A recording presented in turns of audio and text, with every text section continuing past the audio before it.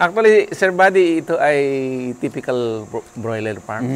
Apa. So ito ay Conventional siya. Conventional. Conventional, pero po, paano ba? Yung feeders namin and water is automatic. automatic. Automated. Parang same na ginagamit ng tunnel vent. Pero ang application niya pumatak ng 1.5, tatlong 500. 16 liters po.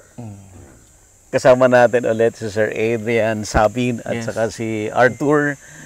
Lately lang, a few days o a week lang na na-feature natin sila sa farm, sir. TTS Farm. TTS Farm, ayan.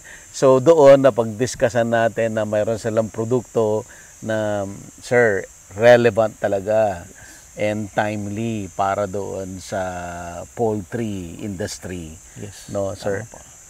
Yung pag-control ng langaw. Opo. Gusto mo bang matuto ng agribusiness, crops, livestock and poultry, aquaculture, at ma-inspire sa mga success stories? Agribusiness, how it works! As a YouTube channel, Agribusiness features entrepreneurs, farmers, organizations, OFWs, investors. However, beyond our usual content and official endorsements, Agribusiness does not engage in other business dealings with them. While our viewers and featured individuals and entities may choose to pursue business deals with each other on their own, we encourage them to be cautious in doing so. Nabanggit nga ni Sir Buddy na last time nung pumunta ang agribusiness, nabanggit ko na isang problem ng isang poultry building is langaw. So ngayon, nandito na tayo sa isang farm. It's a typical broiler farm na meron ngayon pong nakaload na manok. Introduce natin si Sir Brian. Sir Brian. Si Sir Brian po ang farm manager. In charge sa total operation po ng production nitong manok dito.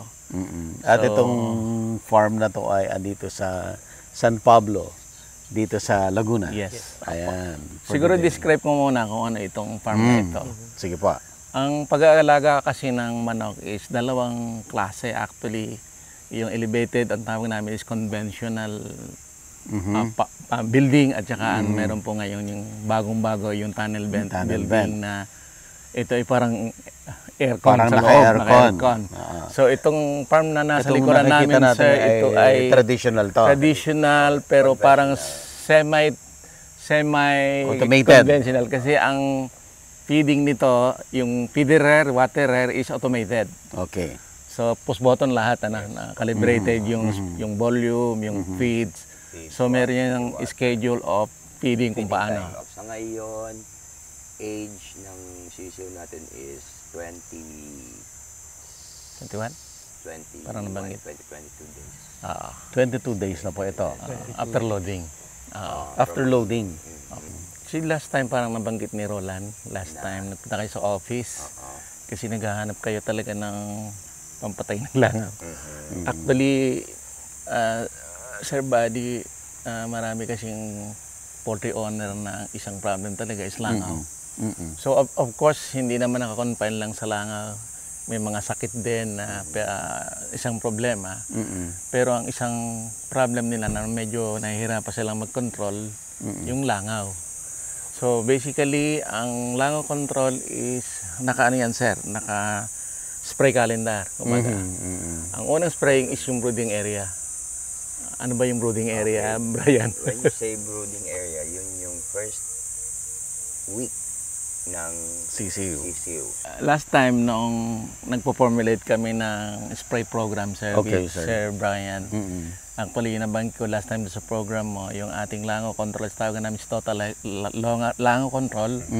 So, ang unang pinapatay namin is larva. Yung nabanggit ko, sir, sa'yo na 80-20. Yes. Yung larva is 80%. 80%. 20% lang yung adult. So, ibig sabihin kanina, sir, pagpasok mo kung sinalubungan ng langaw, 20% lang yung total population doon sa based doon sa pyramid of life population. But anyway, dito sa specific sa poultry na ito, nagawa kami ng program which is yung program na ginagawa namin ni Arthur.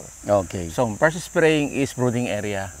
So, yung brooding area, pag kinuha nilang sisiw, sir, 1/4 of this building, nandun lang yung sisiw. Okay. And then, 5 days after, ina-expand nila uti-uti. Ina-expand. Opo. Brooding area po, for the benefit ng mga audience natin. Ito yung sisiw pa siya na linalagyan pa siya ng light kasi nga Yes. para magkaroon ng init kasi nga sobrang malilit pa yung mga chicks. In addition, I mean, yung ginagamit namin regarding light for heat, heater kami. Heater na. Heater pala. Okay. Siguro mamaya pwede natin tingnan. But anyway, so yung first spraying namin is larvicide muna, sir. Okay, sir. So doon lang sa area ng brooding area. And then, pag na-expand siya, mga 7 days, expand siya na expand until such time, totally covered na yung Yung buong building. So, ang first spray is yung brooding area. As you expand, lahat ng nag-expansion na area, i-sprayan yan. Kasi ang ipot noon, kalat-kalat na. So, yung second spray namin is combination ng larvicide at saka adulticide. Tank mix. Dalawa na. Dalawa. Pag ibig sabihin sir ng tank mix, yung dalawang product, bububu mo sa backpack sprayer para isang isang haluan at the same Parang time. i-dilute mo siya, sir. In I-dilute water mo. ho ba yan? In Yes, water? yes. Sir Brian, yung sinabi mo kanina na yung pagdating ng mga chicks doon sa brooding, no? Yung first 7 days, nag-try ka ng mag-spray. Product na ni Sir Adrian yan? Yes. Okay. Ang sabi ko sa kanya sir, actually, huwag tayong masyado mag-rely totally doon sa pesticide. Kasi yung Okay. sinasabi ko sa iyo last time, there are other factors kung bakit nagkakaroon ng langaw. For example, nakita natin itong mga puno dito. Ito. Pag serya na may prutas bumagsak, you are inviting langaw to breed doon sa mga nabubulok na prutas. Number 2, yung mga namamatay na sisiw, tinapon lang, you are also inviting langaw to. Kaya it is a combination, yung integrated pest management, combination ng pesticide plus yung cultural management. The cultural And management. sanitation, sir. Very important. Yeah. For example, ito, sir, automated ang waterer at feederer. Kung ang feederer mo o kaya yung waterer mo ay nagli-leak, siyempre pupunta yun doon sa ipot. So bakit ba nagkakaroon ng uod o ng larva? Pagtuyo pagka merong favorable condition sa kanya, lalo pagka wet po yung ipot, yun po yung favorable condition for them. So, as part ng IPM, dapat yung ating mga faulty feederer, waterer, tinitingnan natin kung kinakailangan i-replace o kung kailangan i-repair, kailangan gawin natin para meron tayong successful langaw control. Galing. Holistic approach dapat Holistic talaga. approach. Holistic, sir. Yeah. Maganda yung sinabi niyo, sir, kasi yun yung nami-miss ng maraming tao. Lagi doon sa spray, doon sa paggamit ng Pesticides. Pero nakakalimutan nila yung overall, like yung environment, yung management. Like sinabi nyo, may namatay, yung proper disposal, mga ganyan. Actually, mamaya siguro, nakita ko rin yung building nito last time na nag-observe ako Kung mapapansin na may mga damo-damo yan sa gilid It's a breeding ground also. Breeding ground din. Resting area at the same time breeding ground. So, isa rin yun na i-consider mo in terms of IPM approach. Arang ganon. Pero of course, sa kanila naman sir, alam nila yan. Yeah. So mamaya siguro if you will allow us to see yung environment, yung ipot, kasi sabi mo naman last time, controlled. I mean, of course, yun namang aming product is tested and proven. Almost 10 years na namin siya ginagamit. Okay. So yung aming pong program is resistant management. Yung hindi kami naka-confine lang sa isang active ingredient na product, sir. Kasi kung ikay pumunta sa Luzon, sa Mindanao, sobra ang resistance ng langaw. So ang aming program is geared toward resistant management. Which is yun po yung ginagamit ngayon nila Sir Brian. Okay. So salamat Sir Brian, inalam mo kami dito na in spite the fact na yung mga restriction. Yeah. So salamat tayo kay Sir Roland. Naintindihan natin yan na siyempre may mga biosecurity issues and yung health, 'di ba? Minsan pag nagpakain ka, hindi mo nga lang mapakain ng tamang oras, may effect na yun doon sa growth niya. Mag-miss ka ng water. Yeah, even yung bisita. Yan. So lahat 'yon nakakadagdag doon sa stress ng chicken. So medyo ano tayo ngayon, sir? Hindi naman restricted but hindi natin masyadong bubulabugin yung mga chicken at baka maapektuhan yung production ni Sir Brian. Actually, in relation, sir, sa spraying na ginagawa, kasi number one consideration is stress. Okay. So, paano mo ma-avoid ang stress with regards to application of pesticide? Kasi ang spraying normally, for example, ito, pwede sa ilalim. Pero if you are dealing with tunnel vent, Iba rin. Hindi mo kaya, sir, sprayin yung ilalim eh. May mga So, pag flatted nag-spray ka, kasama mo yung manok. So, sabi nga ni Sir Brian, paano kung sobrang stress dahil nag-spray ka? So, you have to consider that, ano yon. Number one, you have to consider yung timing of application, which is normally ginagawa late in the afternoon hanggang gabi, sir, yan. Kasi yung manok, medyo tulog-tulog konti. Tama ba, tulog o medyo hindi siya... Tsaka yung init, hindi mainit masyado. That's applicable to tunnel vent and the conventional. Yes. Ngayon, ang advantage lang ng ganito na naka-elevate yung flooring ba? Pwede kang sumuot sa ilalim. Sa ilalim. You can apply at any given time. So mas flexible yung time mo to do the management. Pati pag-spray mo kasi mas nakakonsentrate ka na makita mo kung aling part yung pwedeng i-back spray mo dahil Kita. meron pang part na nakikitang hindi maganda sa ilalim. So yung in relation dun sa spray program namin ni Arton na ginawa, actually ito ay ang tawag namin is blanket application. Yung lahat, sir. Lahat. Kasi as you expand, yung ipot nun, patsi-patsi na kung saan eh. So yung second hanggang fourth spray, blanket application na yun, sir. Okay. Ngayon, ang advice ko rin is, pag na-spray mo na, kasi minsan, meron kang lisan, parang meron kang na-miss out. So, kailangan obserbahan mo yan at least mga 2 or 3 days after spraying, just to see, baka merong nakaligtaan. So, ang nire-recommend pa rin namin is merong spot spraying. Kasi minsan, yun yung nagkokos ng biglang emergence ng adult, which is, yun ang iniiwasan nila. Actually, sa ngayon, sir, ito ngayon, halos walang langaw, nakakapag-usap tayo eh. Kasi yung mga napuntahan namin ni Arthur, magsalita kasi papasok langaw sa bibig mo. Sa dami. Nakakalunok. But anyway, ako natutuwa, sir, kasi nga, tinan mo, I mean, ang linis. I mean, in terms of langaw, halos wala.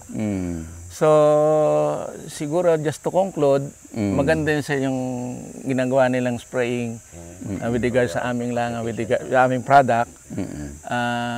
Of course, siyempre, produkto namin, hindi ko naman sinasabing very effective. Of course, sir yan, kumbaga, meron ding relationship with the sprayman sa kanila, tsaka sa amin, parang gano'n. Like ko sabi niyo rin, sir, tamang application. Yes. Para makita mo rin yung result na nag-work. Kasi pag di mo rin na-apply ng tama, hindi rin siya. Dilution-wise, pag-timpla mo sa kanya, may tamang amount. Pagka medyo na-sobrang din yung water, matabang siya. Dagdagan ko lang, sir, yung, Yes, sir. yung tubig na tamang tubig. Kasi, please note, yung larva kasi, sir, pagka maraming tubig, you're inviting langaw to reproduce again. Okay. So, ibig sabihin, if you go yung spray volume may mataas, masama din yan. Even meron kang spray. So, meron kaming mini-maintain na spray volume per unit area. So, yun calculated. Sir, science talaga to. Yes, opo. Everything calculated and proper proportion. Yes. Sa space ng area. Kasi nga, kung naparami ang spray volume mo, dahil basang-basa, hindi rin sir favorable yung application mo. Dapat taman-tama lang. So ngayon, calculated sir namin to, number of spray load. Kasi ang ginagamit din is backpack sprayer. Okay. So ibig sabihin, kung merong spray volume per unit area, ito is 70 by 30 feet. Tama, Brian? 7. More or less mga 228 square meter. So ang calculation namin is around, kung blanket spray, 2.5 spray load. Ibig sabihin, ang isang spray load is 16 liters. 16 liters. Time is, bali dalawa, Times 2.5 plus 8. 38, parang 38. 16 plus 16 is 32 plus 8, 40. 40 Liters. liters kung Yung magkakaroon ka ng building na blanket to. application, sir. Ano po ulit, sir, yung size nitong... Ito ay 70 feet by 30 feet. 30 feet. Okay. Sir, aside from the size, yung per square meter Opo. na basehan mo rin ba yung the number of stocks nandun sa loob? Wala po. Kasi, for example, sa tunnel vent, ang isang tunnel vent, it can occupy 35,000 to 40,000. Like this one, this is 70 by 30 feet, 15,000 ito, sir. Okay. So, regardless yung population, of course, may bearing yun kasi maraming ipot. Mas maraming ipot. Pero sa amin, based on experience, kung na-apply mo yung exact volume of spray based on recommended ng ating medical and veterinary entomologists, yun po yung exact. So, ibig sabihin lang, of course, sir, yung nabanggit mo nga, mas maraming manok, mas maraming ipot. Pero of course, ang suggestion ko rin, you have to monitor 2 to 3 days after spraying. Kasi magdi-decide ka kung mayroong spot treatment. Kailangan. So Kasi after nga- the blanket, after 3 days, then you decide kung kailangan ng spot. Spot siya. Tapos ang mahirap, Double checking. ang mahirap kasi yan, nagpa-pile up sir ang ipot eh. Kaya over time, for example, yung second and third spray hanggang fourth spray, mataas na yung volume spray namin. Kasi na naka-pile up na yung ipot. Pero doon pa rin nakagiya sa doon sa spray volume na nire-recommend namin. Parang gano'n. Tapos kung mapansin mo, Sir Buddy, parang may banderitas. Banderitas. Pwede tayo lumapit. Dito na lang, pwede, sir. Pwede na tayong umano, sir? Pwede. Sige, lapitan na natin. Ito, Sir Buddy, ay... Ito muna. Ah. Ito yung banderitas na to, ito yung kinakabitan ng langaw. Actually. Dito sila dumadapo. Kung mapansin nyo, sir, dito kasi is open area. Ito is first line of defense nila eh. Kasi if you will recall, pero based on bionomics ng langaw, naghahanap sir yan ng resting place. Okay. For example, ang langaw nandyan, pupunta yan dito. Ang unang pupuntahan nyo, anything na naka-vertical o naka-horizontal. Oh, talaga, sir? Halimbawa, sir, ikaw ay may sampayan. So, Pupunta sila doon. kasi resting area na yan. Lalo na at mainit na. So, naghahanap siya ng dapuan. So, augmenting yung behavior versus yung yung control measures. Ang ginagawa nila sir dito, nagpapahid ng glue. Ang tawag nila is fly glue. Tama. So pagdapo nila diyan, walang chemical, fly glue, mamatay adult. Ayan. Pwede, Sir Brian, doon lang pakita rin natin yan. Pakita rin natin to, sir. Pati sa ilalim. Kasi pag nag-spray na rin po kayo ng perimeter spray, siya mabubulabog sila kasi night time eh. Blind sila pag lahat ng kakapital ulit yan. So, kaya kami nag-alagay na. So ito yung sa amin parang banderitas pero ito sir is made of parang straw. Tapos pinapahita ng fly glue. Kita mo ang dami nakadikit. Pero kung maraming population ng langaw, punong-puno yan. Punong-puno yan. And then pag puno na, gugupitin sir, tapon, lagay ulit, tapos maglalagay ulit ng bago. Pero of course, hindi ito yung stand-alone treatment. Kasi it is kumbaga first line of defense for adult lang. So sila actually very practical yung approach nila eh. Pero sa fly management, yung IPM, kasama sir ito, yung paglalagay ng tali. So Kasama hindi lang siya. sa gilid, naglalagay din sila ng tali sa ilalim. Even sa taas sir, meron din yung fly glue. Oo, kasi nga yung behavior ng langaw, yan yung ginagawa nilang resting place eh.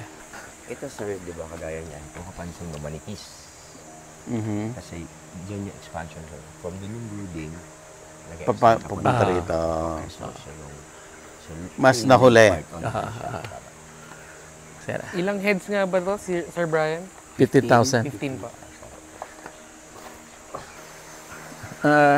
Sir Buddy, kung mapansin mo dito, Yes, sir. makapal lang ipot to.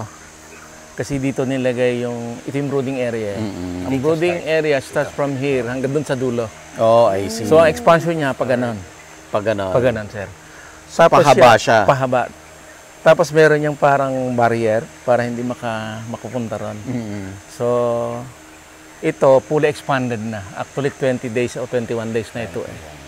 So, yung kanina, yung just to say again, ito yung unang-unang inisprayan. At the same time, kung mapansin mo, Ito yung nasa makapal, gilid. sir. Makapal ang ipot. Tapos, kung mapansin mo, may parang iba-iba kulay. Yes, sir. Yan, sir. ay Bilog-bilog na tuyo. yan. Tuyo. Tuyo yan. So, makikita mo ang larva kung mayroon pag parang basa-basa. So, it's very easy for them kung mayroong spot treatment na gagawin. I see. That's indication na may basa-basa, may uod yan, sir. Oh, I see. Yan.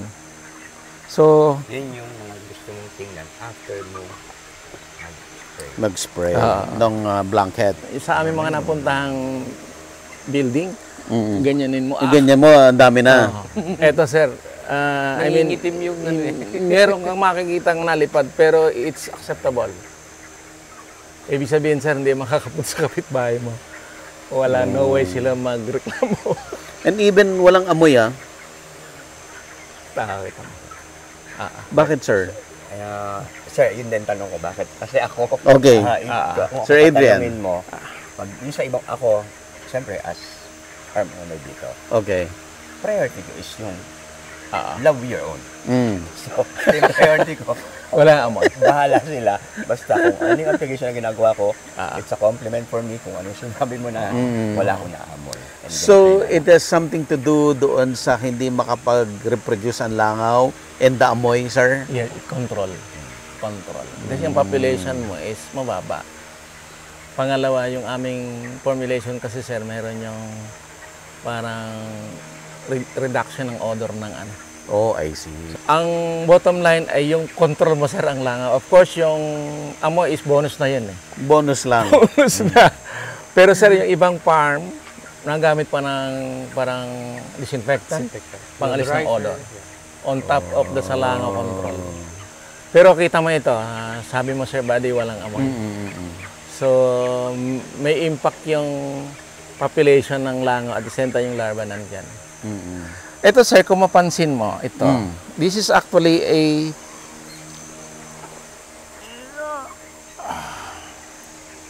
pupa yan ng...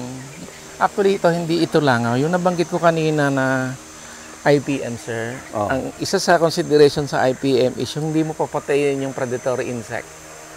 Beneficial insect ang Okay. tawag. Actually, Okay. that one, isang tawag namin soldier fly. Black soldier fly. Yes, sir. Black Picture soldier mo yun fly, sa... yes. Siya ba yun?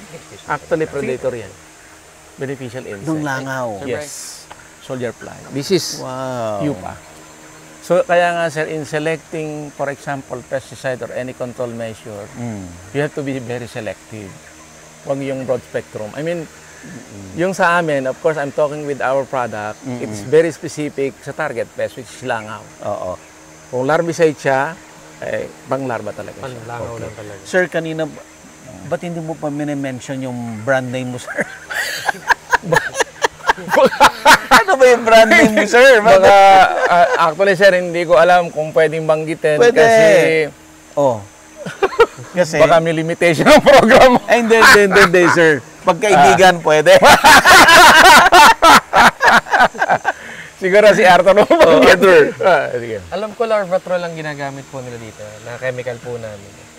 Saka isang adulticide namin na Ace Plus po Ang brand name. So yung larvicide po ay Larvatrol, tapos yung adulticide po ay Ace Plus.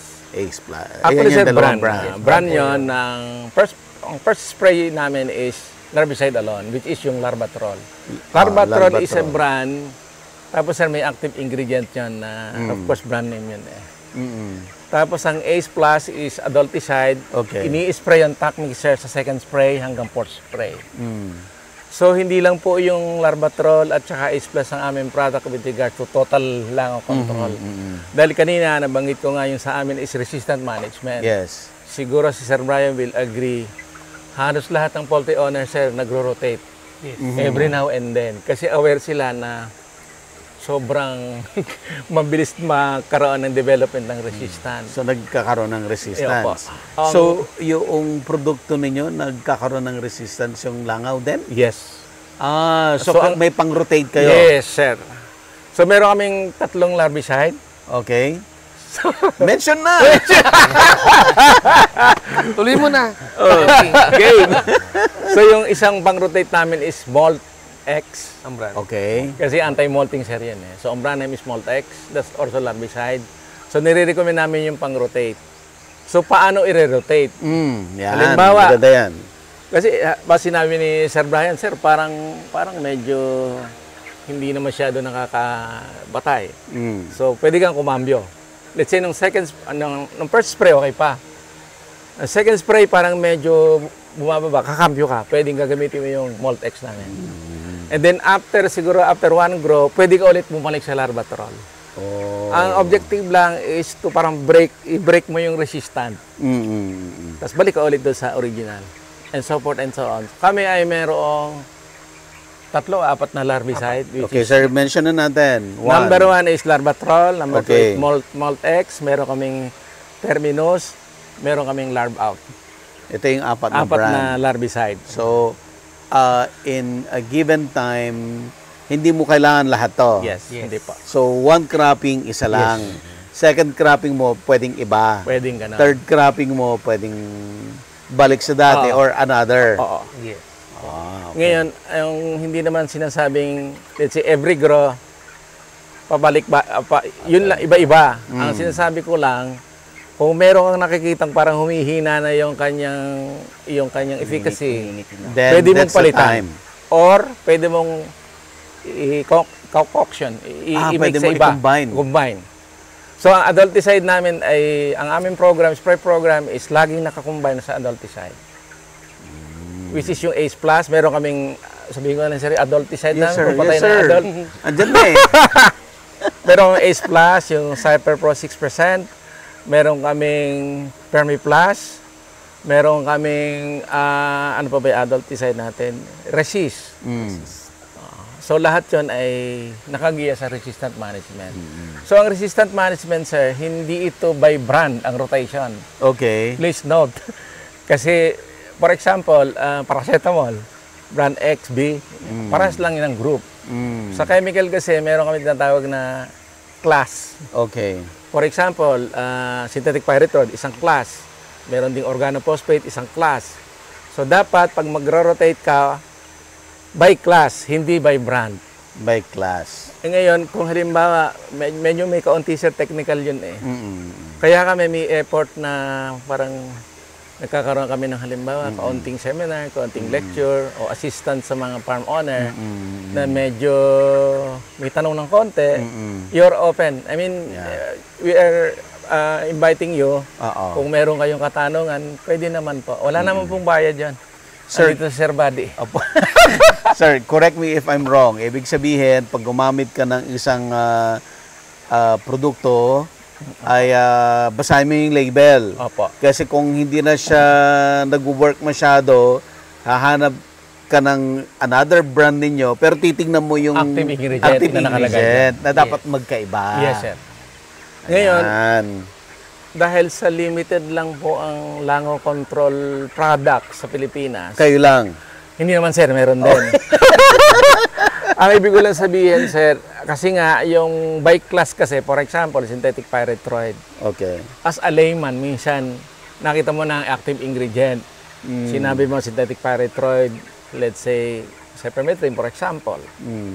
Ano ba yan? Synthetic pyrethroid, yung ba organophosphate, yung ba ay carbamate. So, ibig sabihin, medyo may kaunting technical. Pwede naman ding i-google. Pero, sa label, sir, kasi ang makakita mo is number 1 is brand name, direction for use, yung active ingredient. Hindi, sir, nakalagay yung is class. So, ibig sabihin, medyo hindi mo ma-identify at any given time. Ano ba ito? Ito ba is synthetic pyrethroid? Ayun, sir. Yun ang isang medyo technical content. Pag candidate for closure ka na, hindi ka nagpa-practice Sa na. mga candidate for closure. Sino ba Actually, sir, just to mention, last Okay. time, inimbitahan ako nila. Okay. Kasi nga, medyo mahigpit ang ano rito eh. City veterinarian, Sir Okay. Ryan. Then, barangay. Ngayon, ang ano nila is, once meron kang ganitong magpo-poultry ka, meron kang fly control program na ipapakita sa kanila. Okay, okay. Kung wala, sorry, hindi ko pwede. Close. Candidate. Candidate pala. O kaya sir, pwedeng yung candidate for closure or pwede kang i-penalize or hindi ka mag-grow ng, let's say, 1, 2, or 3 grows. Depende sa pagnakitaan ng kung ano man. Pero sir, ang isang main problem, of course, siyempre may mga sipon yan, may sakit. Pero parang nahihirapan sila sa langaw control. Kaya kami, yung aming company, naglabas ng ganitong programa din para po matulungan itong mga poultry owner, livestock and poultry, para matulungan sa makorek kung ano man yung dapat i-correct. At the same time, mabigyan din ng mga hint kung paano. For example, sir, yung volume spray, hindi nila alam yun. Okay. Kasi iwas-iwas method lang. Oo. Usiwas method. Usiwas, yan lang ba? So ibig sabihin, medyo ano sir yan, it will also affect yung efficacy ng product kasi kulang, minsan kulang. Pero overall, anong evaluation mo sa product na? Well, siguro, ako simple lang ang explanation ko dyan. Nandito tayo nag-uusap. Walang wala langaw. ako nakikita na i-istorbo kayo. Ganun lang ang masasabi ko. Hindi ko na kailangan bang i-explain Elaborate. na kung ano ba. Wala na akong explain. Ganun lang. I mean, Satisfied, sir. Satisfied. I mean, surroundings or ambience-wise itself will speak kung anong. Sir, matanong ko lang, Sir Brian, ilang beses na kayong gumamit o ginamit yung program ni Sir? So, this is my first time using their product. Okay. From, First time, pero for ilang the cropping load. na? First load? Second loading ko. So, this is yung second load ko, doon ko siya. Yung Sa first application load, ko. hindi ka gumamit? Ibang brand, Ibang brand? Brand X? Kasi, pag kagaya dati niyan, pag-visit ang BPLO ng San Pablo, BPLO, City Health, City Vet, Barangay Official. So, pumasyal sila dito. So, from actually, doon pa lang dati, medyo may lilipad-lipad na ngayon. Nandito tayo, nagkikwentuhan. Wala tayong... Baka nadapo sa akin. Wala. Sa baka may spray ka ng ano. Sir, buddy. Commonly, lagi meron yan. Actually, sir, in addition doon sa sabi kong IPM, kung mapansin mo daming damo rito. Ang langaw, yung adult, dyan yan nag-breed. At the same time, resting area na yan. Pero meron din po tayo. Meron din kaming herbicide, pero sa kanila, ginagrass cut nila yan. Grass cut? Grass cutter. Pero Diyan yan, sila... Another purpose naman, kaya naman hindi naman siya masakit.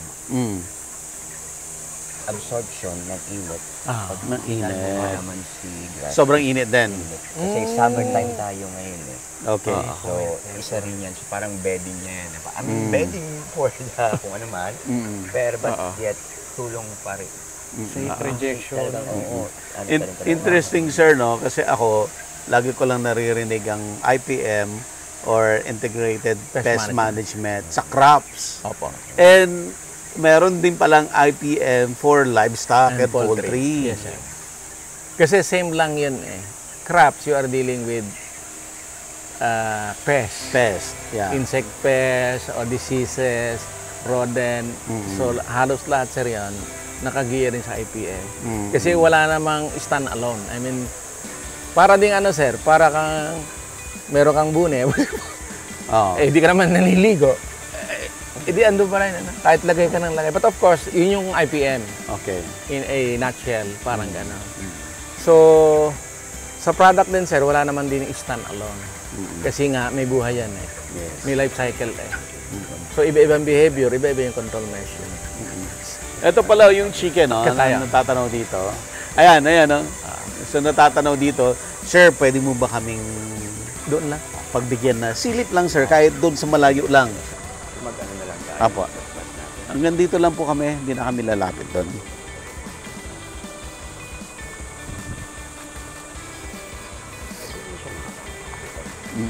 Yan.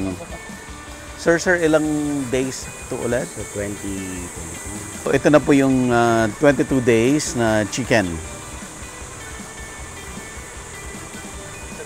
Sorry. Yes, sir. Kung mapansin mo, mayroong putbat. Yes, sir. Ako magpuputbat. Okay. Part ng biosecurity. Biosecurity. Wow. Dami. Sir, yung kanina, yung brooding area yung tinuturo ko. Doon lang sa dulo. Kaya ang ganda sir. Yung isang line lang, Yung sir. isang line. Tapos meron silang pang Fence. Back. para hindi makatawid. So, tinanggal na yung fence ngayon. Wala na. They grow as they expand. Full expansion na sila, sir. Agribusiness merch is now available on Shopee and Lazada. Agribusiness, how it works. Instruct, inspire, succeed.